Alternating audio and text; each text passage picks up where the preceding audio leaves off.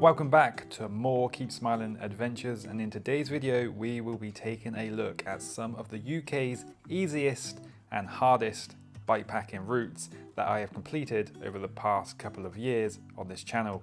So if you are looking for your next bikepacking adventure, whether you are a beginner who wants an easy pedal through the countryside or someone who wants to test their limits, then make sure to stay tuned to the end, because this is the 5 most easiest and the 5 most hardest bikepacking routes in the UK.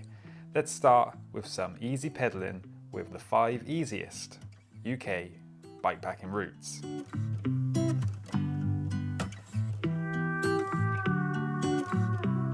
At number 1 we have the New Forest. The New Forest is the best place to start for some really nice traffic-free gravel, and that makes it one of the easiest places to go on a bikepacking adventure. The gravel is maintained gravel, so you know it's all rideable all year round. There's over 100 miles of gravel paths to pedal around the New Forest. Wide forest tracks, and of course, all the animals roaming around. The New Forest is on the flatter side, also making this a great place to start if you are looking for your first bikepacking adventure. There are a few hills here and there, but will be definitely manageable for most people as long as your gears work. You will be fine. Even if your fitness levels are not the best, so be it. The challenges make these adventures even more memorable. The New Forest can be a bit busy in the summer holidays, but once you get onto the gravel tracks, you can feel like you are in the middle of nowhere, but always close enough to somewhere where you can stock up on supplies or find help if needed.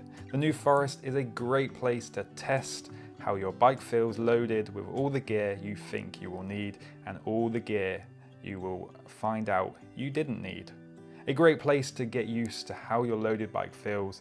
And although wild camping is not allowed in the New Forest, like the rest of England and Wales, it's definitely possible, but if you would rather get an official campsite, there are plenty around. For me, the New Forest is the easiest place to start bikepacking.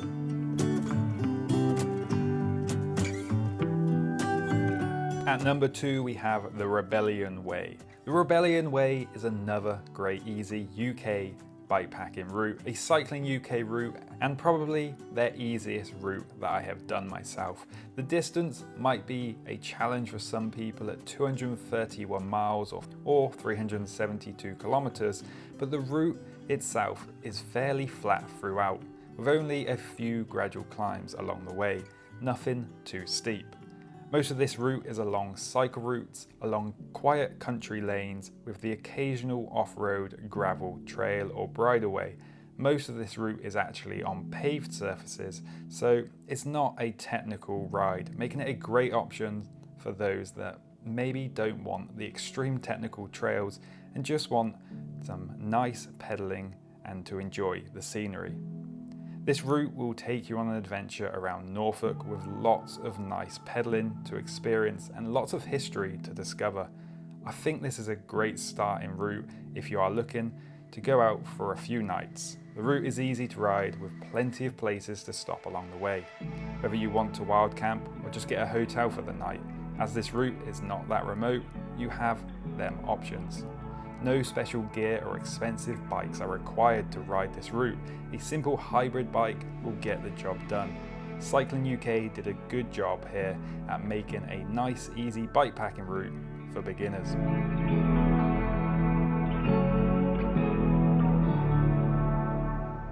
The Canti Way, another UK cycling route, and another great easy beginner route. At 155 miles or 250 kilometers, this is another mostly fast flowing route with some beautiful coastal riding along the way. This is a very chilled out route exploring the Kent Downs, the coastal cliffs of the south coast. You don't really need to carry too much kit as you are always around little seaside towns where you can find shops and pubs. And you don't really need big tyres for this one. Not quite road tyres, but something with a little tread and you would be good to go. The coastal paths can get a bit busy at times, so it's best to try and do the coastal sections early, but that is honestly the best time to do them. sea breeze and pedalling along listening to the waves. Most of the terrain along this route is paved or hard packed surfaces, and there is little in the way of technical riding. A big portion of this ride is along the coast where you ride along a shared use path. This route itself isn't without any challenges, and there are a few climbs here and there, but I think they will be manageable for most people, and they are not very long either. The one thing on this ride that can make it a little harder is if you have to head into the wind along them coastline sections. Then it becomes a bit of a grind.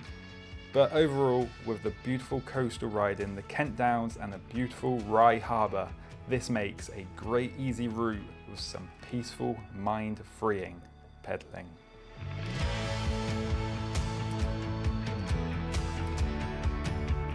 The Gower, Wales, on an easy route is a rarity, but this little short overnight bikepacking route around the Gower lets you experience Wales in a whole new light. It's less rugged, but equally beautiful in its own right. This route is also really short at under 50 miles, which makes it a great route for a beginner who just wants to spend the night under the stars. Wales is a tough place to ride, and this route does still have some climbs, but they are mostly pretty short, but steep, so you will need some easy gearing, but the trails are pretty much all rideable, although you might find yourself with the odd hiker bike section over some sandy trails as you head along the stunning coastline. No one likes a hiker bike, but you know what, if you are ever thinking of taking on some of the bigger, longer and harder routes, you might want to get a bit of practice in with some hiker bike. This being a short route, it makes it a great introduction to explore some of Wales. The views on this route are stunning and well worth a little trip out on the trails. Most of the trails are quite simple to ride, a couple of steep descents where you will want some good brakes. A gravel bike with 40mm tyres or bigger is your best bet along this route. Go out and enjoy the Gower.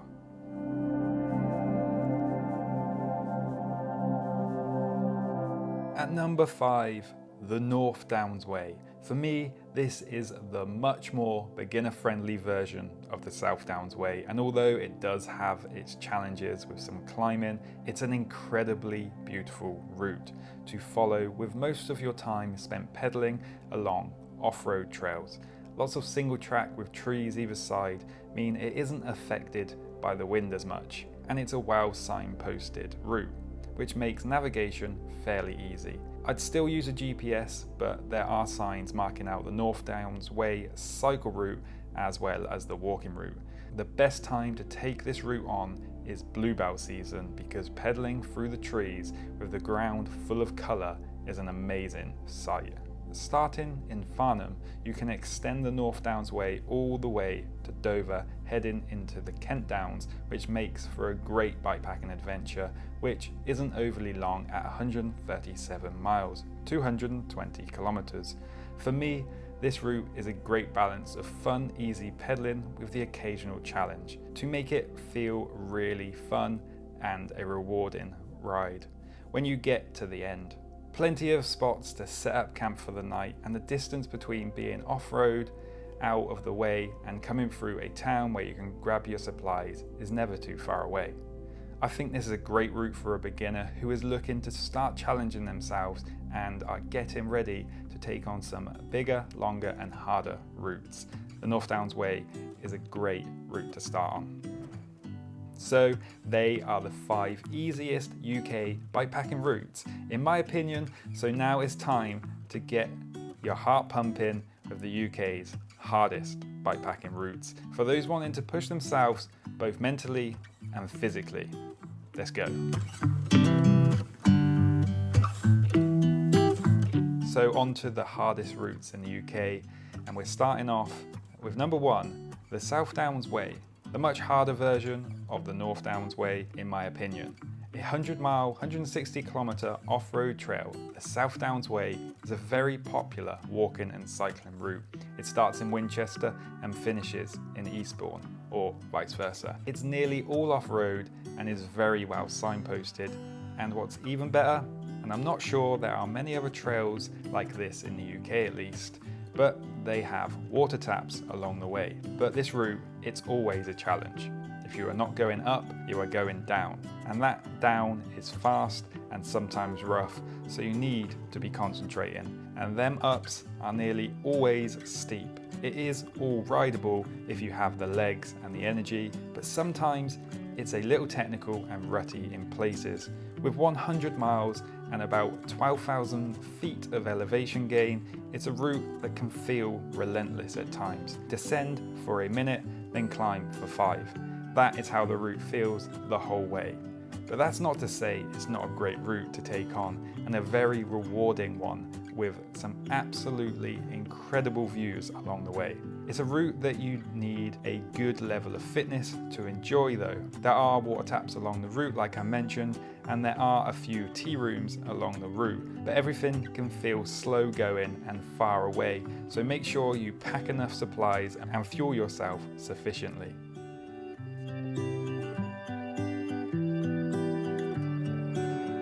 At number 2 on the hardest routes in the UK, we are following in the footsteps of the Romans from Conway to Swansea. Around 200 miles, an epic Welsh coast to coast with the Sarn Helen bikepacking route. This one is a great challenge, but because it is Wales, after all, the trails are rugged, rocky, and not always rideable. Them Romans were never known for smooth roads. There is plenty of hiker bike and plenty of technical trails to overcome on this one. But then you make it. Oh, does it feel so good. And for all the hardships you will go through on a ride like this, there are some incredibly old trails to ride along. Think of all the journeys that have been made using these old Roman roads. And now you. With 20,000 feet of elevation gain, though, it's a tough one. Welsh steep climbs. Remember, everything in Wales is steep and they only ever go straight over the hills and never around them. At least that's what it feels like when you are down on the ground.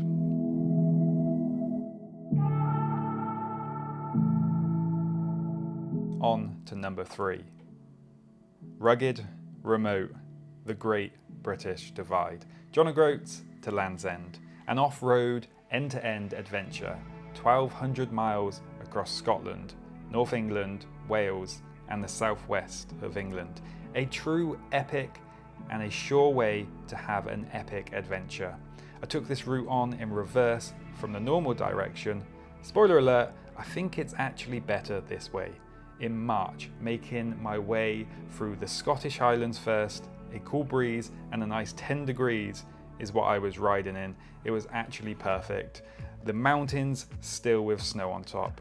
Just me alone in nature. It doesn't get much better than that.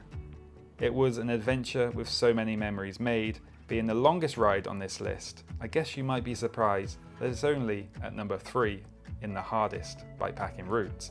Although it is a very challenging ride with 1,300 miles or over 2,000 kilometers and being the length of the UK, course going to have harder sections and some easier sections. But for the most part, it uses a lot more of the less technical trails. Think wide open bridleways and forest tracks over the steep, rocky hiker bike sections. There is of course some of that in there as well, but not as much as you might think. But that being said, it is an incredibly beautiful route that gives you a chance to explore England, Scotland and Wales all in one fell swoop. You will be finding yourself in very remote places with nothing in sight for miles and miles, so make sure you are really prepared for a bikepacking adventure like this one. A very good amount of fitness is required, as you can imagine. Going from one end of the UK to the other, there is plenty of tough riding ahead of you. Not only the riding, but with the ever-changing weather, you will have to be resilient to keep yourself going. There are loads and loads of magical moments when you ride something like this, but you have to take the good with the bad.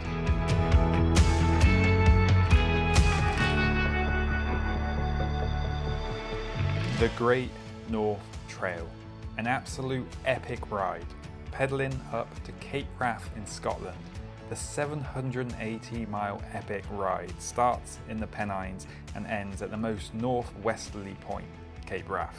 it's rugged, it's tough, and beautiful. A very rewarding ride when you get to the end. Some days will have you wishing you were there already, while others, you just want to stop and admire the beauty. This route actually gets easier the further north you get. The Pennine Bridleway is the hardest section on this route, and it makes up most of the England section, with very steep, rough and rocky terrain with gates after gates. The first half of this route can be a slog and a real struggle at times. Often at times it just feels like you are never making any progress. This route will test your limits. A challenging route that is remote, rugged, but quite bloody beautiful. This route is a pure adventure, a pure test to what the human body and mind can overcome. This route doesn't even finish in a well-populated area when you can just jump on the train back home. Oh no. This route finishes at the most northwesterly point in Great Britain, but that definitely adds to the charm of an adventure like this. At around 750 miles or 1,200 kilometers with over 70,000 feet of elevation gain, it's definitely a route you need to experience with good fitness and the easiest gearing you can get your hands on. I think if you want to take this route on yourself, you need to have that mentality that there are going to be good times and bad times, and you need to learn to take the good with the bad. A high level of fitness and bike handling skills is one thing, but being able to overcome the mental battle of a ride like this is something else. I wouldn't recommend taking on this route if you don't have a mountain bike. It will be a miserable experience on a gravel bike for a great deal of it.